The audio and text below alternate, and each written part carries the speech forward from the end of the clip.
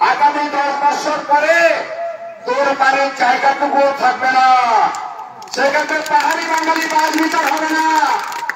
ত্রিপুরা রাজ্যের জনসংখ্যা কত ছিল, বর্তমানে ত্রিপুরার জনসংখ্যা কত, এটা বলতে বিধানে পাহাড়িরা আজকে সমতল, সমতল থেকে টিলা, টিলার থেকে পাহাড়, পাহাড় থেকে স্বর্গে পৌঁছানোর ব্যবস্থা করে দিচ্ছে। আজকে এই রাজ্যের ভূমিপুত্র কারা? যারা শিক্ষিত বাঙালি, এরাই আন্দোলনকে সমর্থন করবে।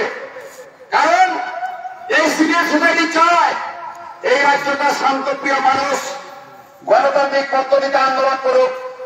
এই রাজ্যে পাহাড়ি বাঙালি, হিন্দু মুসলিম সবাই মিলেমিশে শান্তিপূর্ণভাবে থাকবে। কিন্তু এই দুষ্ট কুচক্রান্তকারী অবৈধ অনুপ্রবেশকারীরা সেখানে আপনার ওই বিরোধীরা বর্ডার দিয়ে, এই বিশ্বমুখী আন্তর্জাতিক বর্ডার দিয়ে, অমরপুরের চেলাগান দিয়ে বিভিন্ন ভাবে প্রতিনিয়ত সেখানে আমাদের রাজ্যে প্রবেশ করছে।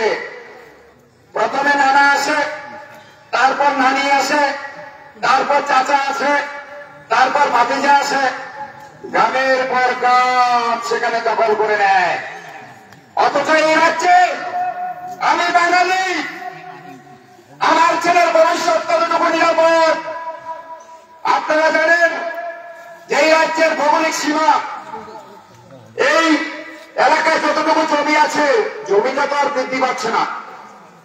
এখানে যদি 10 কানি জমি থেকে থাকে, জমিটা 10 কানি রয়েছে। 10 কানি জমি থেকে যদি আগে 5,000 পরিবার চলত, এখন সেটা 20,000-এ গিয়ে পৌঁছেছে। আগামী দিনে সেটা 50,000-এ গিয়ে পৌঁছবে। আমি আপনি থাকবো কোথায়? আমার আপনার ছেলের ভবিষ্যৎ কি? অবৈধ অনুপ্রবেশকারীরা তো আর বাস বিচার করবে না। যেখানে সুযোগ পাচ্ছে সেখানের মধ্যে প্রথমে একটা পলিথিন দিয়ে ছাউনি করবে, তারপর একটা ওই 3 ইঞ্চি ওয়াল করে ঘর বানাবে, তারপরে বিল্ডিং বানাবে, তারপরে একটা জমি পাকা বন্ধক রাখবে, তারপর জমির মালিক হবে। আস্তে আস্তে ঠেলতে ঠেলতে ঠেলতে ঠেলতে ঠেলতে ঠেলতে আপনাকে ফল পাঠিয়ে দেবে।